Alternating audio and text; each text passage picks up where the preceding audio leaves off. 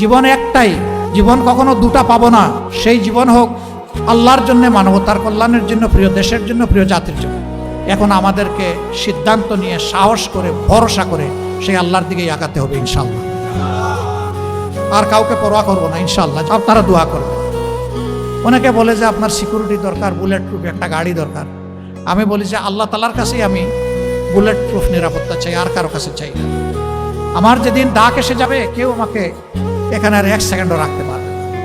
আর যতদিন আল্লাহ আমার হায়াত রেখেছেন কেউ আমাকে এই দুনিয়া থেকে উঠাই ফেলতে পারবে না। সুতরাং আপনারা দোয়া করবেন। এ লড়াই চলবে ইনশাআল্লাহ। এ লড়াই আমরা বন্ধ করব না ইনশাআল্লাহ। এ পথে আমরা থামবো না ইনশাআল্লাহ। আমাদের সামনে হিমালয় পর্বত দাঁড়ায় গেলেও আল্লাহ তাআলার শক্তির সাহায্যে সেই হিমালয় পর্বত আপনাদেরকে, জাতিকে সাথে নিয়ে ইনশাআল্লাহ আমরা টপকাবো। নিজে দুর্নীতি করবেন না এবং কোনো দুর্নীতিবাজকে প্রশ্রয় দেবেন না। সমাজের সর্বক্ষেত্রে ন্যায় বিচার প্রতিষ্ঠা হবে, বিচার বিভাগ স্বাধীন হবে। কেউ বিচার বিভাগের উপর কোনো রাজনৈতিক হস্তক্ষেপ করতে পারবেন না। অপশাসনের বিরুদ্ধে, দুঃশাসনের বিরুদ্ধে, ফ্যাসিবাদের বিরুদ্ধে আমরা ঐক্যবদ্ধ। আল্লাহ তাআলা আমাদেরকে এই তৌফিক দান করুন। আসসালামু আলাইকুম ওয়া রাহমাতুল্লাহি ওয়া বারাকাতুহু।